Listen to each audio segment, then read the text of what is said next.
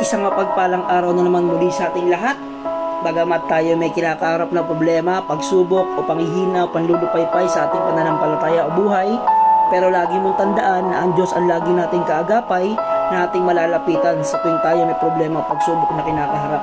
Panibagong buhay na naman, panibagong verse na naman ang ibabahagi ko sa inyo at panibagong tula ang inyong maririnig. Gusto ko lang i-share sa inyo sa Isaiah 41 verse 10. Sabi rito, "So do not fear, for I am with you. Do not be dismayed, for I am your God. I will strengthen you and help you. I will uphold you with my righteous right hand." Tunay nga na pag sa Diyos natin pinagkaloob ang ating buhay, ay hindi tayo matakot. Bagamat tayo ay manghihina minsan, pero siya'y mag-isilbi nating kalakasan. Amen po, di ba? Kaya gusto ko lamang ibahagi sa inyo ang tulang ito na pinamagatan kong siya ang kalakasan. Sa mabibigat na problema na ating nadarama, ito'y walang panama, Diyos lagi nating kasama. Huwag tayong manlupaypay sa mga gawa ng kaaway. Diyos ay laging kaagapay, manatili tayong matibay. Tayo'y kanyang tinawag, kaya't huwag tayong maduduwag. Lagi tayong magpakatatag, sa ating Diyos tayo'y panatag. Nang tayo'y kanyang kinuha, marapat lang na mamangha.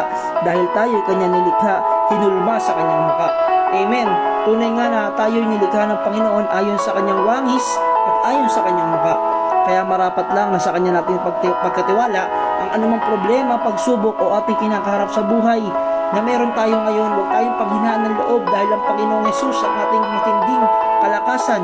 Siya ang ating sandigan na kung saan madaling lapitan at madali tayong matutulungan sa lahat ng bagay na ating kinakaharap sa buhay. Tunay nga na Christ died to give you life, to give us life, di ba? Ang Diyos ang nagsisilbi nating buhay, maging ang kanyang salita ay buhay para sa ating mga buhay ngayon na ating ginagamit. Ang buhay natin ay pahiram lamang ng Diyos. Ang buhay natin ay instrumento lamang ng Diyos. Kaya wala tayong dapat ikatakot, ipangamba kung ang buhay natin ay nasa Panginoon dahil siya ang tunay nating kalakasan. Pagpalain kayo ng Panginoon, mag-ingat kayo palagi. To God be all the glory.